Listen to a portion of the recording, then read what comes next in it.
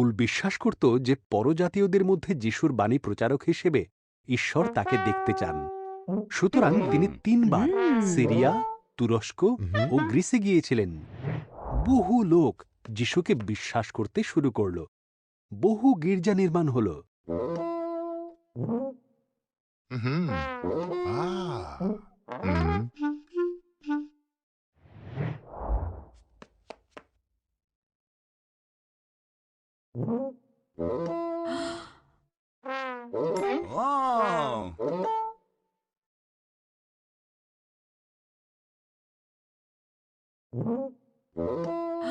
জেরুসালেমে ফিরে এলো।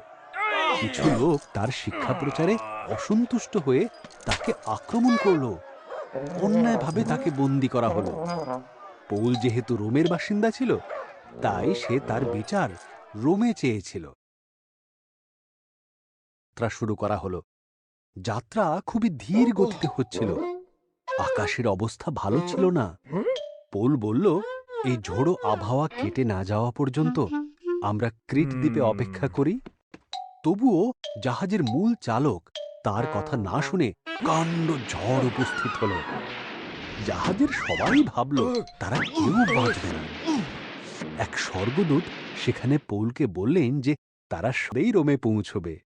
পৌল একথা বাকিদের জানালো।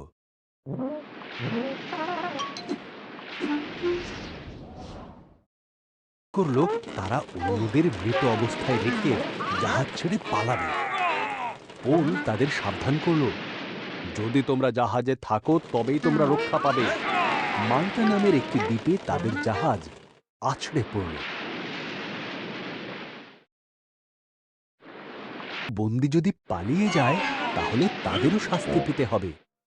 সুতরাং তারা বন্দীদের মেরে ফেলবে ঠিক করল। কিন্তু তাদের সেনাপ্রধান পৌলকে পছন্দ করল, আর তাই প্রহরীদের নির্দেশ দেওয়া হলো তারা যেন কাউকে হত্যা না করে। আসতে লাগল। পৌল যেমন বলেছিলেন তেমনি প্রত্যেকে প্রাণে বেঁচে গেল। মাল্টার প্রধান তাদের বললেন তার সাথে কদিন থেকে যেতে। তার বাবা ছিলেন অতি বৃদ্ধ এবং অসুস্থ। পৌল যখন তাঁর কাছে এসে প্রার্থনা করলেন, ঈশ্বর তাকে সুস্থ করে দিলেন।